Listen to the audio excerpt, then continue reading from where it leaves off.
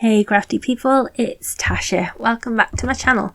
Today I'm sharing another creation with the Trinity latest release because I'm guest designing for them in the month of June. I'm going to be making a slimline card today. We're going to do a bit of mixed media and then we're going to do some Copic colouring on those beautiful, gorgeous seashells. So we'll start. I've got a slimline size, so 8.5 by 3.5 inch piece of this is, I think it's the Distress watercolour cardstock, and then I've got two of the Ink on 3 re-inkers. So I've got Peacock Blue and Trinity Teal. You want to make sure with these that you give them a really good shake before you use them, because some of the pigment can settle at the bottom, so you want to make sure it's really well dispersed. So I've just added some dots of those two colours across this. It's just like a laminated sheet that I've got that I like to use to protect my work surface. I've just dotted them over, spritzed it with some clean clear water, and then just dunked that slimline sheet into it. It's literally that easy. I'm going for sort of a water effect, so I wanted the random colours, different blues, and the sort of movement in the background to sort of signify water. So next up I'm going to add some splatters. So first I'm adding some splatters of the liquid fairy dust. Again, make sure you give that a really good shake before you use it. Then I tried to spritz some of the Shark Tooth Atelier ink, but it wasn't working great for the splatters. They were kind of just going straight into the background and weren't standing out as much as I had originally wanted. So instead I've grabbed out some, what's it called? Oh my days. Gouache. That's the word I was looking for. Gouache. So I've taken some white gouache and put that on and just water that down a little bit and spritz that over to get a whiter kind of splatter. So next up I've got the gorgeous seashell foil and cut. So I'm not using the foiling part for this card. I've just used several of the dies that you get within to cut out the various pieces of the shell. So you can see up there in the top left I've got like the outline, and then these pieces that I'm colouring are the pieces that came from inside that outline. And then I've also die cut some background pieces as well, which is what you can see just above there. So to help me colour them and keep them all in place whilst I'm colouring, I've just got them all stuck onto a little piece of press and seal, just because it's just holding them in place for me, and I've been doing this recently and quite like it. And then I'm just adding some detail with my Copics. So I've chosen a few different sort of beige, brown, cream colours, and I've added a quick sort of wash of the colour, trying to add it slightly darker towards the bottom of each piece, trying to sort of add it a little bit darker towards the bottom of each piece, and then I've attached the outline piece to one of the backers, and I'm just going to place those individual little bits back inside.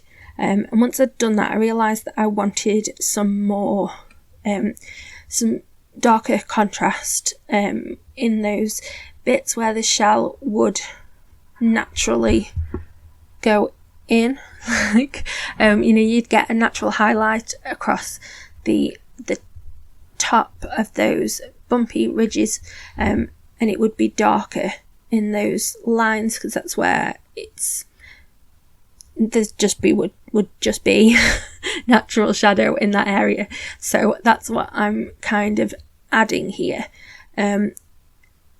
But as with flowers, like I always say, nature is pretty cool and pretty random. So it doesn't have to be perfect, because no shower is ever going to be perfect, same as no flower. So, you know, add your own sort of stamp on it. And yeah, just have fun and just keep adding until you are happy. So I've now got another one of the outlines that is in white that I've stuck onto a backer piece, and then I also cut the gold, the outline piece from some gold mirror cardstock, but before I die cut it, I added some double-sided adhesive to the back, and that just makes it a little bit easier to stick all of those little pieces in place. So originally I was going to keep it white, but I decided to add the same sort of colour to the outline for that as well, and then I have a second shell that I coloured in exactly the same method as that first one. So I'm going to set those aside and work some more on my background now it is fully dry. So I'm going for a sandy kind of effect here. So I've got some grit paste. This is the Snowfall one. I think it was a special edition for Christmas. But you can get loads of different grit pastes. And I'm just adding some of the Bee Sting Yellow re-inker into it. Because I just wanted sort of a yellow textured area that I could put at the bottom of this card panel, because I'm just kind of going for sand and sea. So I did want it to be quite abstract and fun. I was just enjoying playing with my supplies really, and I do really like how it came out. Now unfortunately, because these inks are so strong, a little bit of the blue ink got pulled into the yellow, so it did go kind of a little touch green in places, but I think I got away with it. Let me know what you think. So I've added just a bit of some really beautiful gold and clear mixed embossing powder just on top of that texture paste, and then I am going to heat set that with my heat gun. Obviously you can leave that to dry naturally. I was kind of hoping that if I dried it quick enough I'd avoid some of the blue, which I think I did, So I've got 2 parts of my sentiment stamped from the new Simply Sentimental birthday stamp and die set. I love this set. I think it's amazing. I am going to use it so much. It's such a brilliant staple piece. That yeah, I just think, you know, we're going to use that a lot. So I stamped out one of the birthdays, and then I've added some colour and some sort of glitz to that, and then stamped a sub-sentiment as well. I started to put down my shells and realised that I'd put it a little bit too far away from the edge, and I wasn't going to be able to fit everything in. So luckily, because I had the liquid glue on there as well as the double-sided adhesive, I was able to just whip that up quick enough that I could move it. Then I added my gold shell in the middle, and then when I went to put the sentiment on, I realised that it wasn't quite in the right place. So I really, really carefully and gently peeled it up. I wasn't sure that I was going to be able to do this, but I did manage it, so I was pretty happy about that.